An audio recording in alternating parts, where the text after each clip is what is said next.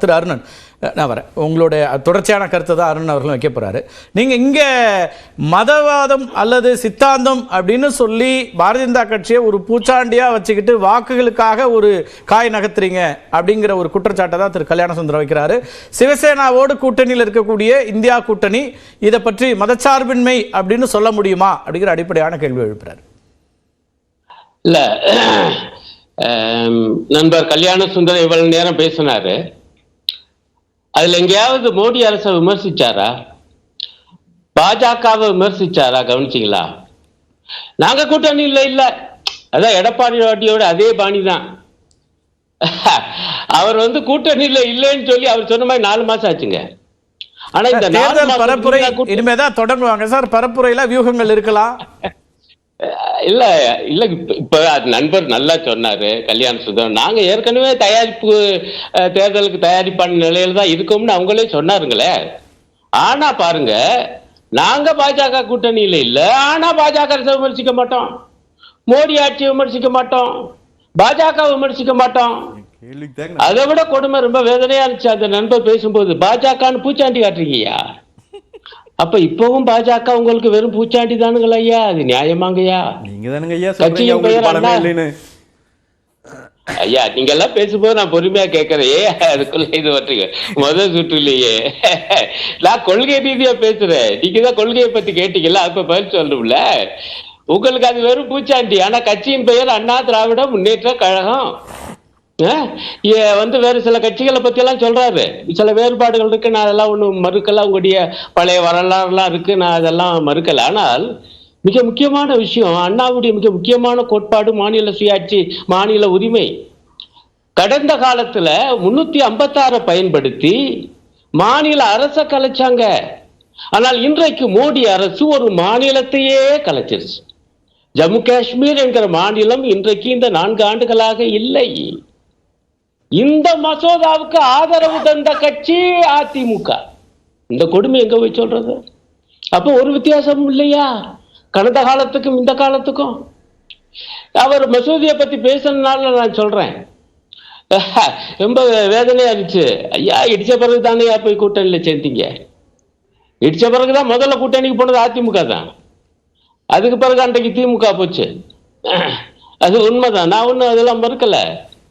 ஆனால் இப்போவும் அந்த இடிச்ச இடத்துல கட்டப்பட்ட அந்த கோயில், அதுல இப்ப யார் பிரதானமா இருந்தாங்க? அவர் வேற ஒரு பாணியில் அவர் சொன்னார். எனக்கு மிக முக்கியமான செய்தி, நம்முடைய பிரதம மந்திரி பிரதான் சேவகராயிருப்பேன்னாரு. ஆனால் பிரதான் பூசாரியாகி அவர் அங்க உட்கார்ந்துருக்காரு, கருவறைக்குள்ள உட்கார்ந்து பூஜை பண்றாரு. ஆனா பக்கத்துல யார் இருக்காங்கன்னா RSS தலைவர் மோகன் பகவத் உட்கார்ந்து இருக்கார். இதுதான் முக்கியமான செய்தி. அப்படி என்றால் இது ஆன்மீக விழா அல்ல, RSS விழா. ஆனால் எடப்பாடியார் என்ன சொல்றாங்க? அவரோட சித்தாந்த தலைமை அப்படிங்கறதுல அவங்க என்னைக்கு முரண்படலையே. RSS தலைவரை அல்லது RSS எங்களுடைய சித்தாந்த தலைமைங்கிறத வெளிப்படையா எப்போதும் சொல்லக்கூடிய கட்சி தானே பிஜேபி. அதை எடப்பாடியார் கணக்கில் கொள்ளணும்லங்கிறேன். அதிமுக தலைமை கணக்கில் கொள்ளணும்ல. ஐயா, இது ஒரு அரசியல் விழாவா நடக்குது, ஆன்மீக விழா அல்ல, இது RSS விழா. ஆகவே நான் போக மாட்டேன்னு அவர் சொல்லல. எனக்கு மூட்டு வலி முடிஞ்சா சரியான போவே இல்லைங்க சொன்னாரு. அப்ப இது ஒன்னும் ஒரு வித்தியாசமும் இல்லையா? நான் அது சொல்றேன், இந்தியா கூட்டணியில சில வேறுபாடுகள் இருக்கு. ஆனா எல்லாரும் ஒரு விஷயத்துல என்ன இருக்காங்க, மீண்டும் மோடி ஆட்சி வரக்கூடாது, மீண்டும் பாஜக ஆட்சி வரக்கூடாது, நடக்க போவது நாடாளுமன்ற தேர்தல்.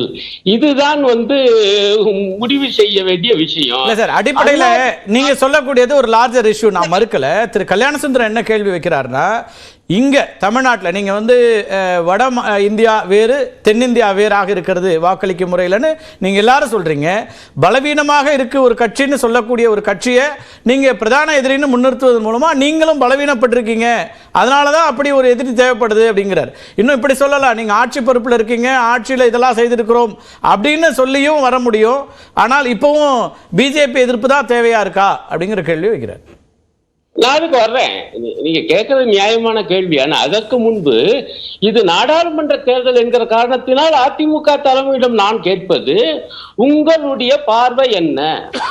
இந்த தேர்தலின் முடிவில் ஒன்றியத்தில் மீண்டும் பாஜக ஆட்சி வர வேண்டுமா வேண்டாமா? மோடி மீண்டும் பிரதமர் ஆக வேண்டுமா வேண்டாமா? அதை சொல்லுங்க. அது ஏன் சொல்ல மாட்டேங்கிறீங்க? அது அதுல இருந்தே தெரியுதுல்ல, இவங்களுக்கு உள்ளூர் ஆசை மீண்டும் பாஜக ஆட்சிக்கும். நான் சொல்றேன் என் கணிப்பு அதை வேண்டா அவர் மறுக்கட்டு. ஏன்னா வெளிப்படையா பேச மாட்டேங்கிறீங்க.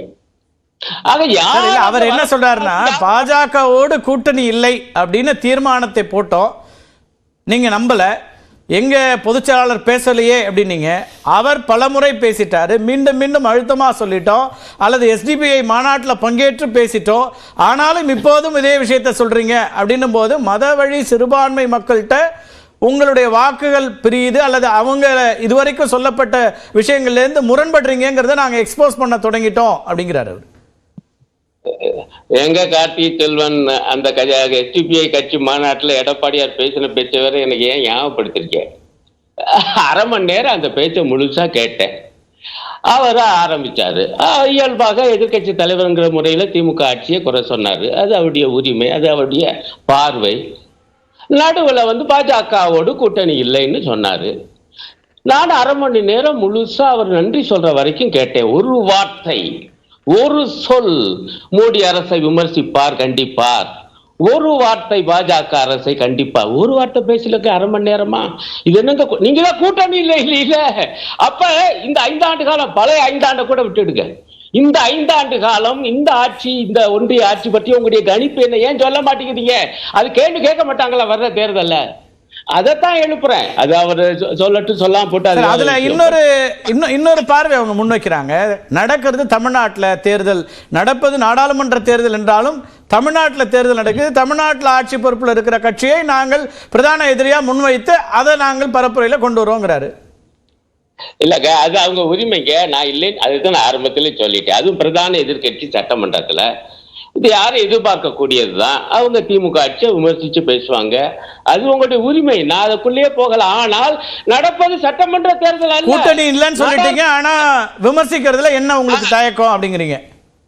அதுதான் 2வது பாயிண்ட். இப்ப நீங்க கேட்ட கேள்விக்கு நான் பதில் இல்ல, ஒரே ஒரு கவனம் நீங்க கேட்டதுல, கருத்தியல் ரீதியாக பாஜக ஆட்சியை எதிர்த்து தான் இந்த களம் காணப்படும். ஆனால் ஒரு விஷயம், நீங்க அதான் கல்யாண சுந்தரம் கூட சொன்னாரு, தமிழ்நாட்டுல பாஜக பலவீனமா தானையா இருக்கு, பிறகு அதையா. ஆனா சிக்கல் என்னன்னா, கருத்தியல் ரீதியாக இன்றைக்கு மிக மோசமான மிக முக்கியமான சிந்தனையை முன்வைக்கிறது. இன்றைக்கு கூட மகாத்மா காந்தியை தாழ்த்தி இந்த தமிழ்நாட்டு ஆளுநர் பேசியிருக்காரு. இப்பதான் அதை பார்த்துட்டு வர்றேன். அதுக்கெல்லாம் பதில் பேச மாட்டாங்க, ஒன்றும் சொல்ல மாட்டாங்க. இதான் இங்க உள்ள நிலைமை. ஆக மிகப்பெரிய சித்தாந்த போராட்டத்தை பாஜகவோடு, அதுவும் ஆளுநரோடு நடத்த வேண்டியிருக்கு. அதிமுக அதெல்லாம் செய்யறது இல்லை. ஆகவே அந்த பணி பிரதானமாக இதிலே இருக்கும். ஆனால் நேரடியாக நிச்சயமாக அதிமுகவும் ஒரு முக்கியமான அரசியல் சக்தியாக இருக்கும் என்பதுதான் என்னுடைய அந்த கேள்வி உங்களுக்கு வைக்கிறதுக்கு முன்னாடி அவர் சொன்னார், சிவசேனா கருத்தியல் ரீதியா இப்ப என்ன காம்ப்ரமைஸ் ஆயிட்டாங்களா, அவங்க செக்யூலர் பார்ட்டி ஆயிட்டாங்களா, மதச்சார்பின்மற்ற தன்மைக்கு வந்துட்டாங்களா அப்படின்னு கேட்கிறார். அவங்களுடைய வாக்குகளை வைத்தா நம்ம பேசுறோம், கருத்தியல் வைத்துனா அவங்க என்ன கருத்தியல் இருக்காங்கன்னு கேட்கிறார். நான் தான் அதுதான் ஒத்துக்கிட்டேனே, அவங்களுடைய வரலாறு அத்தகையது. ஆனா அவங்களும் இன்றைக்கு, அதுதான் பெரிய ஜோக்கு, அவங்களும் இன்றைக்கு பாஜகவை மோடியை எதிர்த்து பேசுகிறார்கள். ஆனால் எடப்பாடியார் பேசுவதே இல்லை. மீண்டும் மோடி ஆட்சி வரக்கூடாதுன்னு சிவசேனை தலைவர் பேசுறார். எங்க எடப்பாடியார் பேச சொல்லுங்க, எங்க இந்த அடிப்படையான விஷயம். அதனாலதான் அவங்க இந்தியா கூட்டணியில இருக்காங்க. நான் கேட்கிறேன், எடப்பாடியார் பேச மீண்டும் மோடி வரக்கூடாது, ஆக நான் இந்தியா கூட்டணிக்கு வரேன் அப்படின்னு சொல்லுங்க பாப்பா. அடுத்த சுற்றிலே பேசலாம். இப்ப களத்துல முதல் இடம் 2வது இடம் யாரு அதை சொல்லுங்க. பிரசன்னா ஒரு பார்வை வைக்கிறாரு, உங்க பார்வை என்ன? இல்ல அவருடைய பார்வை, அது அவருடைய உரிமை. களத்தை பொறுத்தவரையிலையும் முதல் இடம், நிச்சயமான இடம், 40 இடங்களிலும் வெல்ல போகிற இடம் திமுக கூட்டணிக்கு தான். இரண்டாவது இடம் அதனுடைய பிரதான போட்டி என்பது அதிமுகவோடு தான். இதுதான் என்னுடைய கணிப்பு. ஆனால் அதிமுகவையும் நாங்கள் கருத்தியலோடு எதிர்கொள்வோம். காரணம் நான் சொன்னேன் பாருங்க, பாஜகவோடு அவர்கள் 4 ஆண்டு அதெல்லாம் முரண்படல சார். அதுக்கு நிறைய வாதங்கள் நீங்க வச்சிருக்கீங்க. என்னுடைய கேள்வி என்பது உங்கள் பார்வையில முதல் இடம் இரண்டாவது இடம் யாருக்கு வரும் அப்படிங்கறத நான் கேட்டேன். யார் பலமா இருக்கிறாங்க அல்லது நீங்க எதை கணிக்கிறீங்க, யார பலமான எதிரின்னு பாக்குறீங்கிறதா கேட்டேன். பிரசன்னா வேறு ஒன்று சொன்னாரு, அவர் பார்வை அதுவா இருக்கலாம், உங்க பார்வை இது.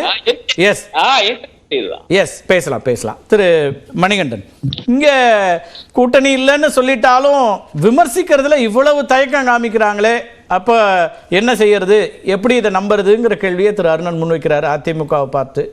நீங்க எப்படி பாக்குறீங்க?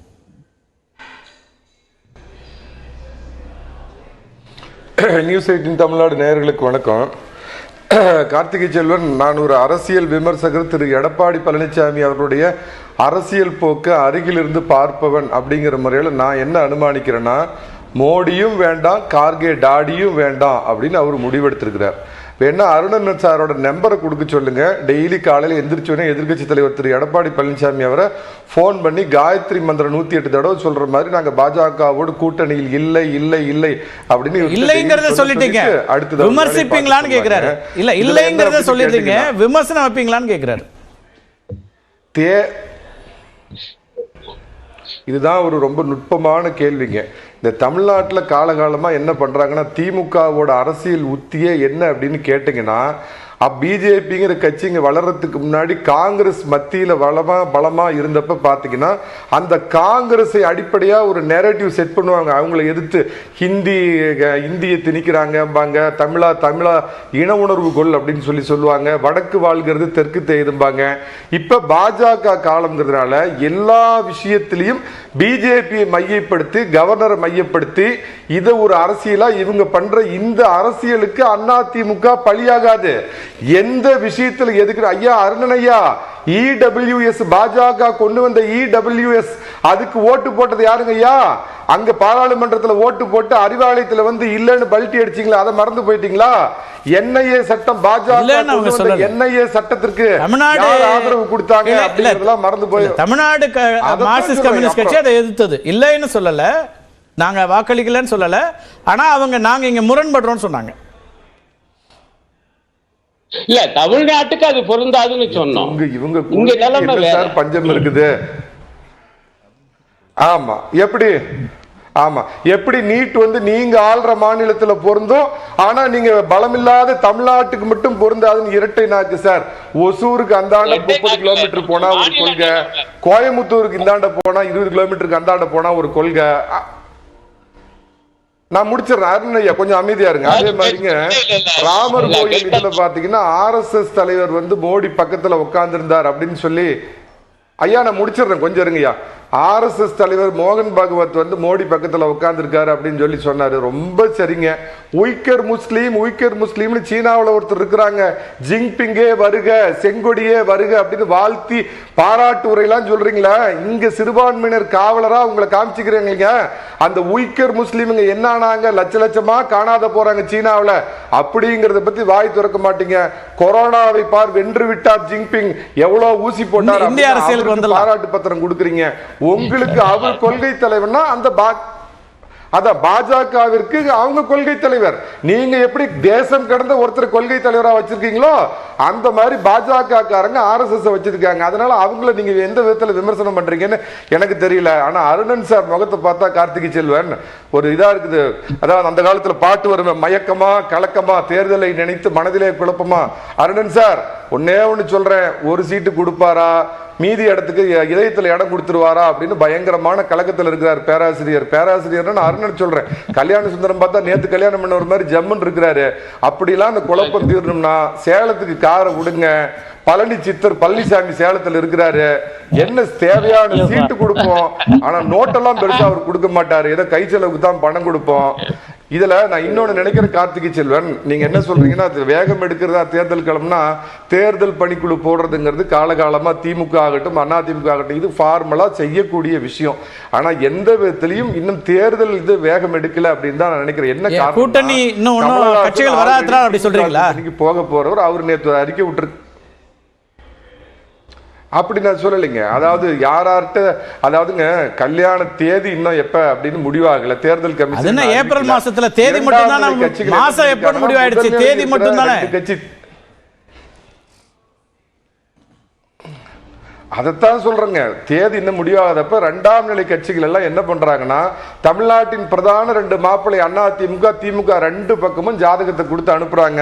அதுல பாத்தீங்கன்னா கட்டம், அம்சம், பொருத்தம் இதெல்லாம் சரியா இருக்கணும். எல்லாத்துக்கும் மேல வரதட்சணை எவ்வளவு அப்படிங்கிறது. ஏன்னா வரதட்சணை கல்யாணம் பண்ணுவோம்னு சொன்ன கம்யூனிஸ்ட் எல்லாம் இப்ப வரதட்சணை வாங்க ஆரம்பிச்சதுக்கு அப்புறம் இல்ல எத்தனை ஜாதகம் உங்கள்கிட்ட வந்திருக்கு பொதுவெளியில சொல்ல முடியும். திமுக பக்கம் என்ன வந்திருக்குதுன்னு அவங்க சொல்ல முடியும். அவங்க வெளிப்படையா வச்சிருக்காங்களே, இப்ப வரைக்கும் இருக்கக்கூடிய கூட்டணி என்னன்னு அவங்களுக்கு தெரியும். கார்த்திகை செல்வம் டெய்லி அந்த பக்கம் இருக்கிற அந்த எத்தனை ஜாதகம் இந்த பக்கம் வந்திருக்குதுன்னு பொதுவெளியில சொல்றது நாகரிகம் இருக்காது. அதனால பாத்தீங்கன்னா கட்டம் பொருந்தணும், ஜாதகம் பொருந்தணும், அம்சம் பொருந்தணும், எல்லாம் பொருந்தி எல்லாத்துக்கும் மேல நாங்கெல்லாம் இதே வாங்க மாட்டோம் வரதட்சணைன்னு சொன்ன கம்யூனிஸ்டே இப்பெல்லாம் வரதட்சணை வாங்க ஆரம்பிச்சப்ப வரதட்சணையும் இப்போ ஒரு முக்கியமான அம்சமா மாறி போச்சு. இதெல்லாம் பார்த்து தான் முடிவாகும். நான் இதுல பர்சனலா என்ன நினைக்கிறேன்னா, கார்த்திகை செல்வன் 2011 எப்படி சட்டமன்ற தேர்தலில் திமுகவிற்கு எதிராக ஒரு மிகப்பெரிய சுனாமி அலை அடிச்சது. ஆனா திரு சோ மறைந்த துக்ளக் ஆசிரியர் சோ அவர்களுடைய வற்புறுத்தலின் காரணமா தான் அம்மா அன்னைக்கு விஜயகாந்தோட கூட்டணி வச்சாங்க. அந்த கூட்டணியே இல்லாம அதிமுக அன்னைக்கு தேர்தலை சந்திச்சிருந்தாலும் மிகப்பெரிய வெற்றியை பெற்றிருக்கும். அந்த மாதிரி ஒரு சுனாமி எதிர்ப்பு விஜயகாந்துக்கு வற்புறுத்தல் வந்ததுன்னு நீங்க அவரோட உரையாடி இருந்தா தெரியும். நான் அவரோட பலமுறை உரையாடி இருக்கேன். அவர் என்கிட்ட விருப்பமே இல்லாமல் அந்த கூட்டணிக்கு போனேன்னாரு. அந்த கூட்டணியுடைய பலன் ரெண்டு பேருக்கு சேர்ந்து கிடைச்சது. நம்ம அப்படி இல்லைன்னு சொல்ல முடியாது. ஆட்சி பொறுப்புக்கு வந்தாங்க, எதிர்க்கட்சி தலைவரா வந்தாரு, அது கூட்டணியின் பலன். அதே அவரும் விருப்பம் இல்லாம தான் இருந்தார். அது மேட்டர் ஆஃப் ஃபேக்ட் நான் உங்களுக்கு சொல்றேன். எப்படி எஸ் தமிழக அரசியல் களத்தை உற்று நோக்கக்கூடிய ஒரு 20 ஆண்டு காலமா பார்க்கக்கூடிய பத்திரிகையாளர் நீங்கிறப்ப அகம் புறம் ரெண்டுமே உங்களுக்கு தெரியும். அதிமுக அன்னைக்கு தேமுதிகவோடு சேராமல் இருந்தால் வெற்றி பெற்று இருக்கும். கொஞ்சம் சீட்டு குறைஞ்சிருக்கலாம் ஒழிய, ஆனால் அன்னைக்கு வெற்றிங்கிறது உறுதி. எந்த அடிப்படையில் திமுகவின் மேல அன்னைக்கு ஏற்பட்ட ஒரு சுனாமி போன்ற எதிர்ப்புகளை அதே சூழல் அன்னைக்கு இருக்கிறப்ப அதிமுகவிற்கு கூட்டணி அமைந்தால் அசாதாரண வெற்றி, கூட்டணி அமையாமல் போனால் பெரும் வெற்றின்னு தான் நான் நினைக்கிறேன். அதிமுகவுக்கு இப்போ உள்ள சூழலை திமுகவிற்கு மேல அடிக்கின்ற இந்த சுனாமியும் வெற்றி வரும்னா இயல்பா எல்லா கட்சிகளும் அதோட கூட்டணி வைக்க தானே விரும்புவாங்க. அதுதான் நான் உங்களுக்கு சொல்ற கார்த்திகை. நான் தனிப்பட்ட முறையில் என்ன நினைக்கிறேன்னா, அதிமுக கூட்டணி அமைக்காமல் போட்டியிட்டாலே மிகப்பெரிய வெற்றியை பெறும். ஏன்னா 2 பாயிண்ட் சொல்றேன். இந்த 3 ஆண்டு திராவிட மாடல் ஆட்சியோட எதிர்ப்பு, 10 ஆண்டு பாஜகவுடைய எதிர்ப்பு, இந்த 2 ஓட்டும் அதிமுக வரக்கூடிய மிகப்பெரிய பிளஸ் பாயிண்ட் இருக்குது அப்படிங்கிறது முதல் பாயிண்ட். ரெண்டாவது பாத்தீங்க அப்படின்னா, திமுக எடுத்து கொடுக்குறாங்க லட்டு மாதிரி. இதுல பாத்தீங்கன்னா காங்கிரஸ் அநேகமா இந்த கூட்டணி விட்டு வெளியேறதுக்கும் வாய்ப்பு இருக்குது. என்ன காரணம்னா, ஒரு வருஷத்துக்கு மேல சொல்லிட்டு உங்களுக்கு இருக்குது. அதை தாண்டி இங்க 5 சீட்டோ 10 சீட்டோ கொடுத்தாலும் இல்ல மாட்டு மூத்திர மாநிலங்கள் அப்படின்னு சொல்லி சர்ச்சையை கிளப்பினாங்க. அது வடநாட்டுல கிட்டத்தட்ட நீங்க சொல்ற மாட்டு மூத்திர மாநிலங்கள்ல 250 சீட் இருக்குது. இங்க வாங்குற 5 சீட்டோ 10 சீட்டுக்கோ 250 சீட்ல நம்ம தோற்க வேண்டுமான்னு காங்கிரஸ் மறுசிந்தனை பண்ணிட்டு இருக்குது. சனாதானத்தை அழிப்போம், டெங்கு கொசுவை போல அழிப்போம் இவர் சொன்னது 3 மாநில தேர்தலில் எந்த அளவுக்கு எஃபெக்ட் ஏற்படுத்துச்சுன்னு தெரியும். உத்தரப்பிரதேஷ் காரணம், இந்த ராஜஸ்தான் காரணம், பீகார் காரணம் கக்கூஸ் கலவு தான் அப்படின்னு இவங்க வடநாட்டவர்களை எப்படிலாம் பேசுறாங்க. மோடி இது எவ்வளவு பெரிய ஆயுதமா பயன்படுத்துவார். நம்மளை எல்லாம் இழிவுபடுத்துகின்ற திமுகவோடு காங்கிரஸ் கூட்டணி வைத்துள்ளதுங்கிற ஆயுதத்தை மோடி எடுத்தார்னா வடநாட்டுல காங்கிரஸோட நிலைமை என்ன ஆகும்? அதனால காங்கிரஸ் எந்த சூழ்நிலையிலும் வெளியேறலாம். எந்த அடிப்படையில் நான் ஒன்னே ஒன்னு சொல்லிடுறேன். கட் அவுட்லாம் வச்சு வைகோ நம்ம கூட்டணிக்கு வருவார்னு காத்திருந்தப்ப அவர் வண்டி பாய்ஸ் கார்டன் ஓட்டிட்டு போனாரு. பழம் நழுவி பாலில் விழுந்ததை போலன்னு கலைஞர் காத்துக்கிட்டு இருந்தப்ப விஜயகாந்த் என்ன முடிவெடுத்தார் அப்படிங்கறதெல்லாம் அரசியல் களத்துல தேர்தல் தேதி முடிகின்ற வரை, தேர்தல் தேதி அறிவிக்கப்படுகின்ற வரை எதுவுமே நிலையானதில்லை. ரைட். 19 21 நிலையா நின்னாங்க, வெற்றி பெற்றாங்கிற வரலாற்றையும் நம்ம சேர்த்தே பேசிடலாம்.